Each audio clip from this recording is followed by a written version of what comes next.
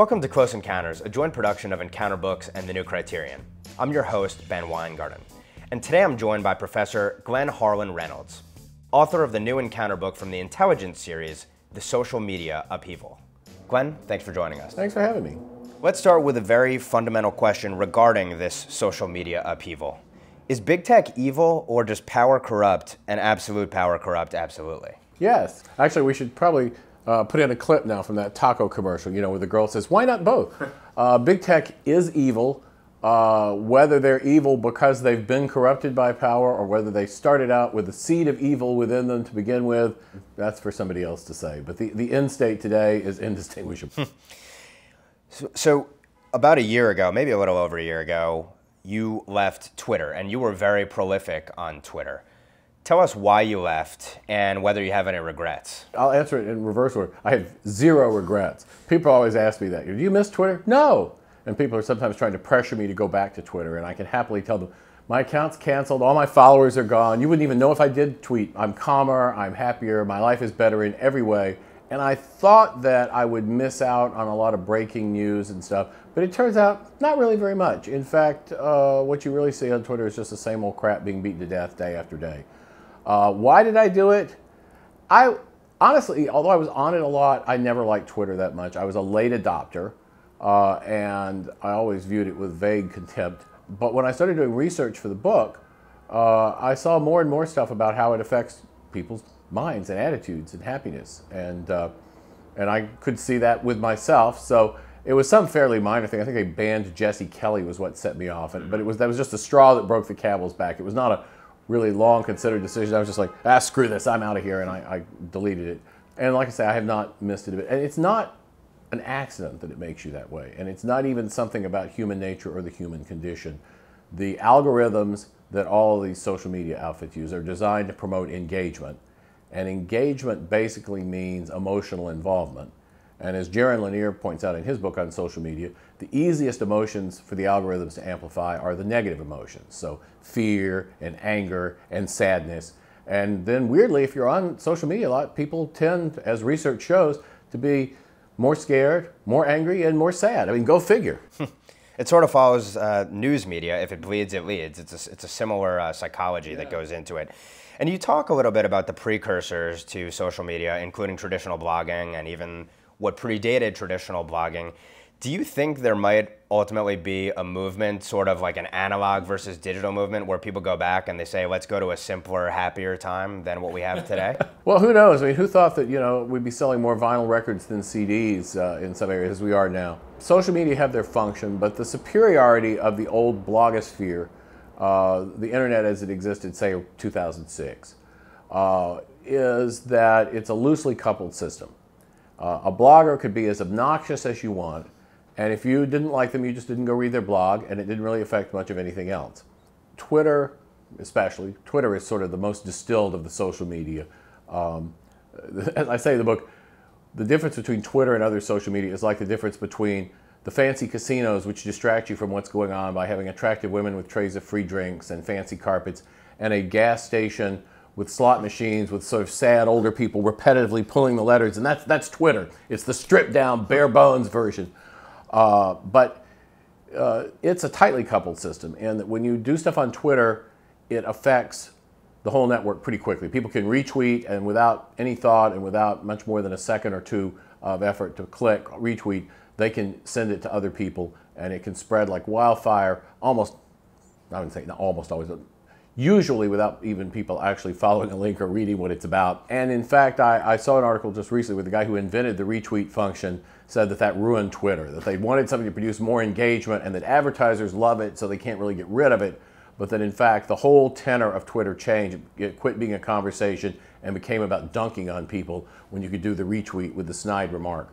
And I think that's right. And one of the things you see in Twitter that you didn't see, for example, in the old blogosphere so much, are these outrage mobs, where somebody tweets something dumb. The original famous example of Justine Sacco, she had 170 followers on Twitter, and yet she put up something she thought was a joke about sort of white people being excessively afraid of AIDS in Africa. People decided it was racist, and by the time her plane landed in Cape Town, her life was ruined, and there was an article in the New York Times where it said years later she was still sort of shocked and and hurt by it, and that happens a lot now, and it's really odd, the sort of savage glee with which people jump into this stuff. It makes Twitter especially kind of like that Shirley Jackson story, The Lottery, where the village picks one of its members each year to be randomly stoned to death, except it happens more often than once a year. Do you think that that is a reflection of the fact that human nature is somehow different in today's society than in past societies, or do you think that it's just that these vehicles sort of promote people acting on their most base emotions and instincts? I think it's the latter. I mean, human beings have always formed mobs, and people like to form a mob. You get a catharsis, a feeling of power without responsibility. It's a primate characteristic to form a mob.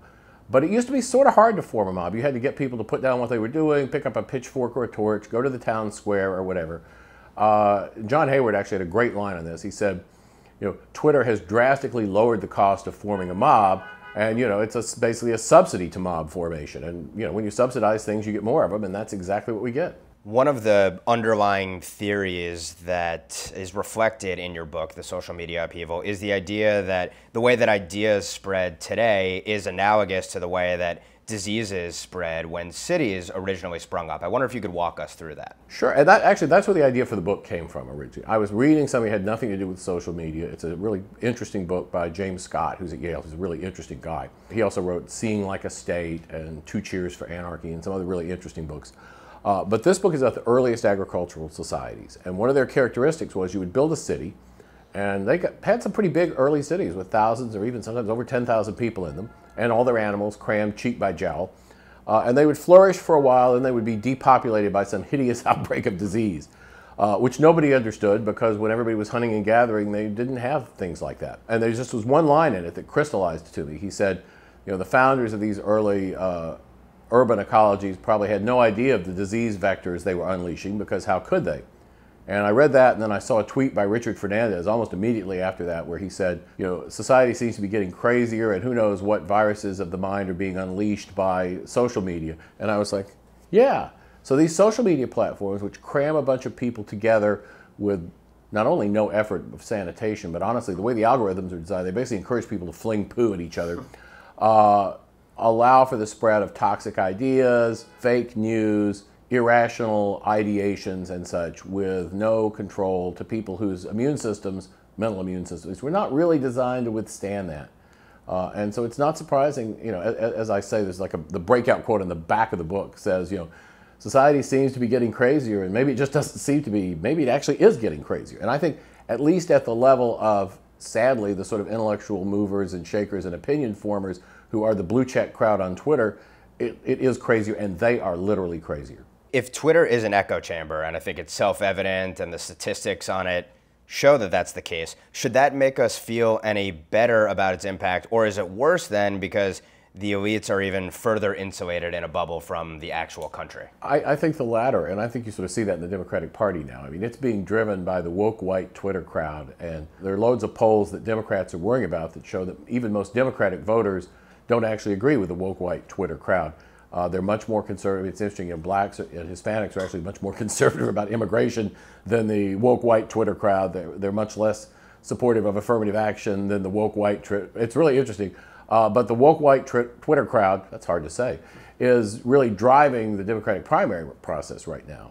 And on a larger scale, David French had a good piece about this, where he said, the trouble with Twitter is you can quit Twitter and then you get saner and your life gets better, but you also lose all influence. And you can try to tell yourself, well, Twitter's stupid, what happens on Twitter just happens on Twitter, until you realize that many of the most hysterical people on Twitter all the time are in fact the blue check crowd that is the top journalists and pundits and political operatives of the country, and they're freaking crazy. Well, and I guess one of the benefits is we get to see that in real time. I mean, that's the upside. Although it's also weird because on the one hand, yes, you can see how crazy they are, and that's useful, although frightening, but useful. But the other side is it allows them to coordinate with it's like an open conspiracy. We had a scandal in D.C. like over a decade ago, the Journalist scandal, where Ezra Klein was running a secret email list for lefty journalists, which was most journalists, to basically sort of get their story straight and agree on a common narrative.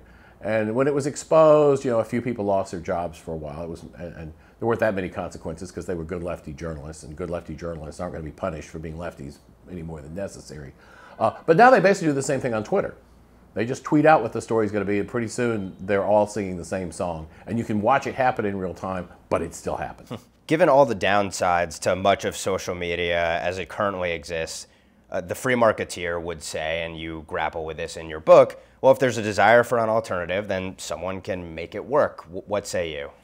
Yeah, but I mean, in the book, I come out primarily for the enforcement of antitrust laws. And one of the things antitrust laws forbid, besides just monopoly, is collusion. And what we've seen pretty clearly is collusion on the part of the big tech companies to keep out competitors now. And I'll give you a good example. James O'Keefe had a video of a Google executive admitting to doing a lot of shady stuff. Google owns YouTube, so it was pulled from YouTube pretty quickly on completely bogus claims that it violated terms of use. And that was okay because there is a video compared to YouTube. It's called Vimeo. It's much smaller, but it's there.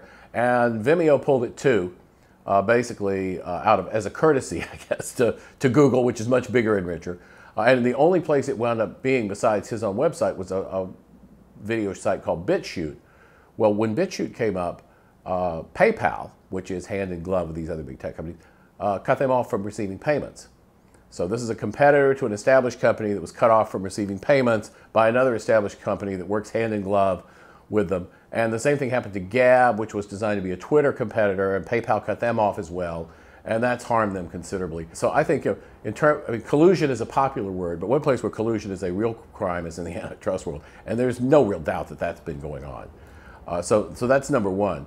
The second thing is bigness. I mean, these companies are effectively monopolies. And libertarians split on this. There is a school of libertarianism that says, well, if a business does it, it can't be bad. And that's not true. And certainly in terms of the antitrust laws, Robert Bork notwithstanding, it's sort of weird to have to say this, but the original intent of the antitrust laws was not simply to get the lowest possible prices for consumers. The drafters of the antitrust laws and the early enforcers of the antitrust laws, like Teddy Roosevelt, were extremely concerned that economic power would be hand in glove with political power and that it would be abused for political reasons. And it's much worse now. When John D. Rockefeller owned Standard Oil, that gave him a lot of money, and with that money he could get political power. But companies like Google and Facebook, et cetera, actually basically have their feet on the neck of the political communications of the country, and they can take a story and make it go away, or they can advance it. And again, we had another case recently where they admit that Google is fiddling with their searches of Trump to make him look bad, just because they can. So that is a kind of political power that is something previous eras of monopolists didn't have. And I think that it's entirely consistent with libertarian principles to break up that kind of source of unaccountable power too. I suspect a libertarian counterargument would be, well, if they are dominant players in their space and there's no competition to them, they'll likely grow complacent and make mistakes and do all sorts of things that basically upset their user bases because there is no competition. And as such, the incumbents might ultimately kill themselves. Do you think there's anything to that argument? Maybe, but where's the country if it takes 50 years? And maybe not. Monopolies sometimes last a long time, especially if they're allowed to collude with other companies to maintain their dominant position. So I'm not super sanguine about that. It could happen, and certainly I hope it would happen. It will happen a lot faster if they are policed. And I'll give you sort of a counterexample. Tim Wu, who's a professor at Columbia Law School, has a good book called The Curse of Bigness on sort of reviving antitrust law now. But he points out that when IBM designed the PC, it was doing so with basically a policeman looking over its shoulder. It was in the middle of antitrust litigation with the Department of Justice. So it wound up designing the PC as a very open system that allowed a lot of people to get in, allowed a lot of ferment and development and progress. It was super competitive. They probably wouldn't have done that if they hadn't been under that supervision. And we probably wouldn't have gotten anything like the personal computing revolution that we had as a result. And maybe some folks in the Justice Department read this book because recently it was announced in the Wall Street Journal, reported elsewhere as well, that the Justice Department is opening a broad antitrust review, I'm quoting from an article about this, into whether dominant technology firms are unlawfully stifling competition, adding a new Washington threat for companies such as Facebook, Google, Amazon, and Apple.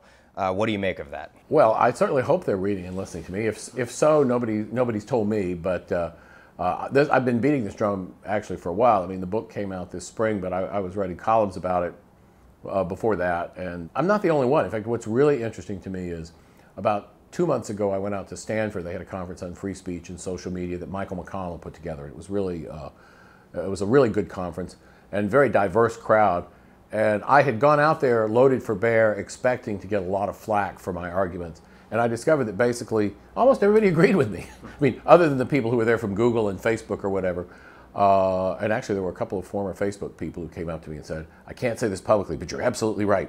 But no, the lefties were on the same page to a almost frightening degree. I mean, I've never gone to a conference and given a presentation where everyone agreed with me. What's wrong? What did I miss?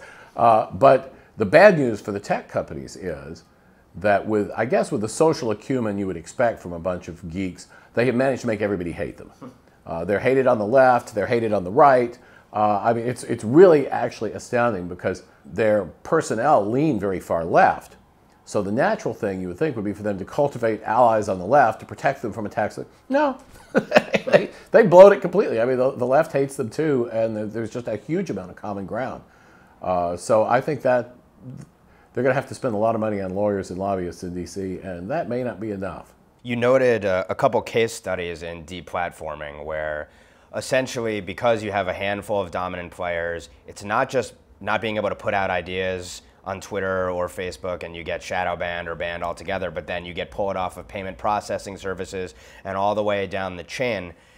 Do you think that we are ultimately going to get to a place where we have effectively ideological segregation in civil society? Because that seems to be the trend, especially given the dominance of the social justice warriors and their attacks on big businesses writ large. That may even be a best case scenario, to be honest, because the alternative is where we don't have a segregated system. We have a one-sided system where people who aren't politically correct are frozen out. We'll see. There's also been some talk in the Trump administration's Treasury Department about using banking regulation to crack down on that, and I think I think that may very well happen.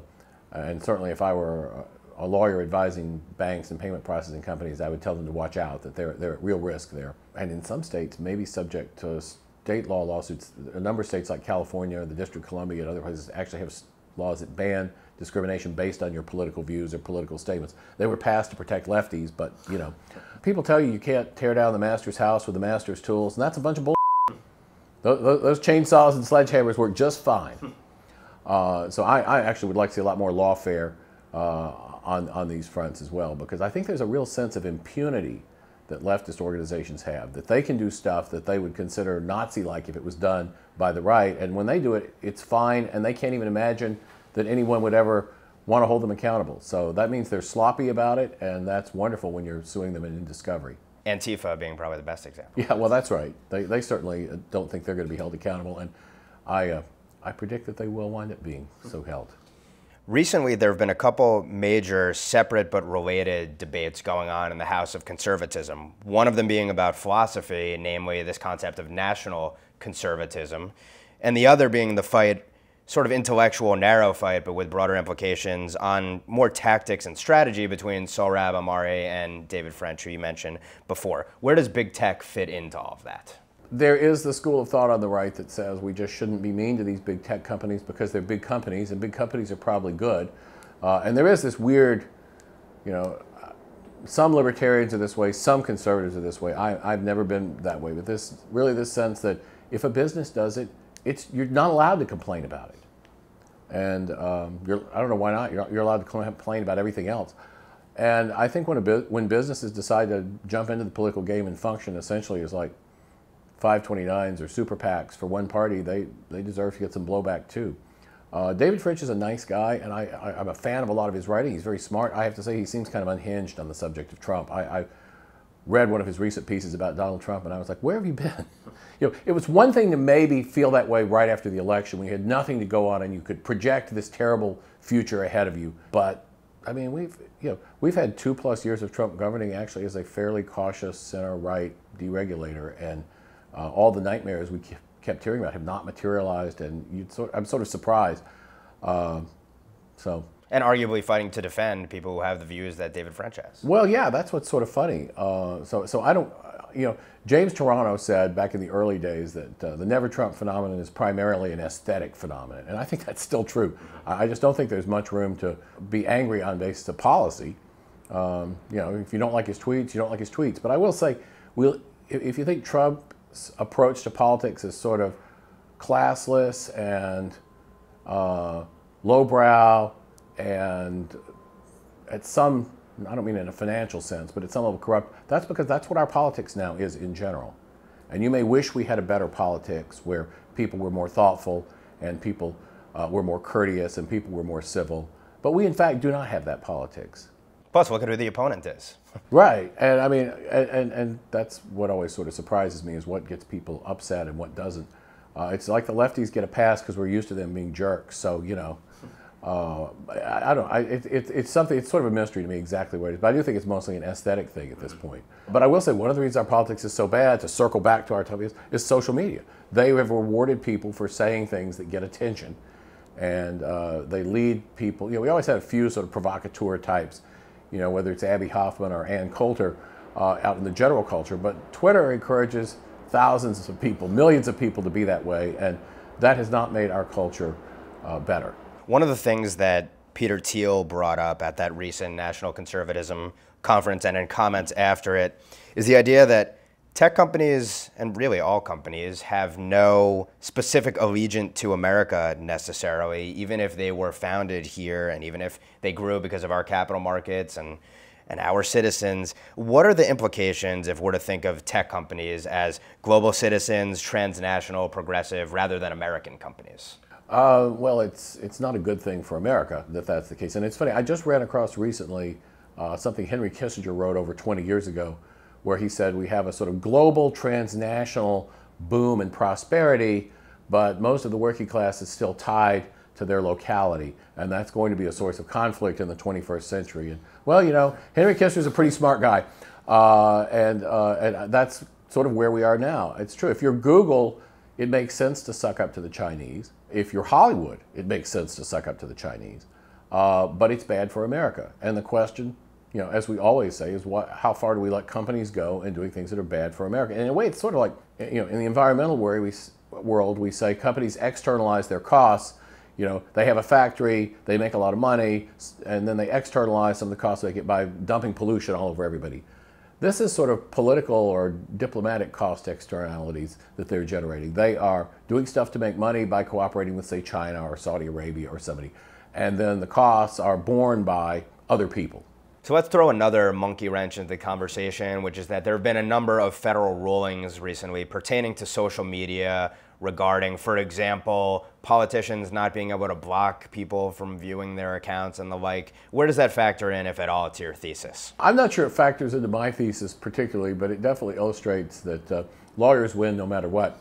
It's always nice to have more work for lawyers. You know, in my day job, I'm in the business of selling law degrees, and you know, they sell better when people can get a nice job on the other side.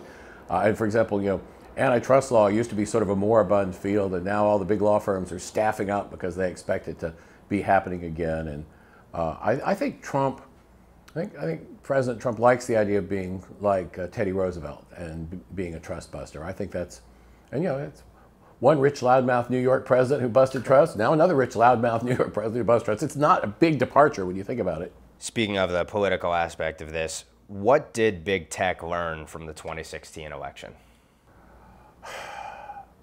I'm tempted to say they've learned nothing and forgotten nothing. Ironically, Trump's people had a lot of help from Facebook. Facebook, you know, if you're a big advertiser or a big client, Facebook sends you people to help you craft your ads and target them and stuff. And they sent people to Trump, and Trump's people used them, and very effectively. They offered them to the Clinton people. The Clinton people had Robbie Mook, who thought he knew more about data than anyone else, and basically said, "Get lost, we got this." And of course, they also said to Bill Clinton, the best politician of the last several decades probably, he was worried they might lose the white working class, and they were like, "Well, we've got our metrics. Our data analytics say we're fine. Go away, old man. What do you know?" You know, so hubris and nemesis. But I think one thing I mean, they definitely have decided to put a thumb on the scale this time, and they did a little bit in a few cases in 2016. But they're just all in for 2020. And I think that's super risky for them for two reasons. One is they might fail. And in fact, I think they're likely to fail. Because while they have power, they have less power than they think they do. Like Robbie Mook, they think their data analytics tell them more than it really does. I mean, you think the trust busting is bad, but if they lose to Trump after trying to kill him, you know, they'll say, if you strike at the king, you must kill him. I mean, Trump remembers he's not going to let bygones be bygones. But the second thing is, if they succeed, they become like the Praetorian Guard of American politics. Now whoever wins has got to control them. And I promise you that if any Democrat really wins, they are going to make sure those companies are thoroughly under their control and under their thumbs in ways that the companies will probably turn out not to like very much. One of the most basic, I think, long-term problems, and you write about this in your book, that has resulted in no small part because of the technology that we have, is people's attention spans are shorter than they've ever been. People have trouble grappling with ideas for more than a second. Very few of us are able to sit down with a book, read the book, absorb it, digest it.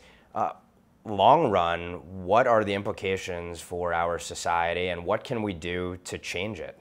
Well, it's bad. I mean, it's interesting because, like, if you look at sort of primitive humans, they kind of have, by modern standards, ADHD, with good reason, because you didn't want to get too focused on a task because a saber-toothed tiger might be creeping up behind you. So you kind of wanted to get distracted and look around every little while. There's an interesting book on the internet and attention by Nicholas Carr called The Shallows, and basically he says, you know, as books came out, people actually learned to think and write and reason differently by being able to set out arguments at great length and support them, to read them and think about them. And people's brains actually changed as a result of that kind of exposure. And now we're kind of back to the Stone Age in terms of our attention spans.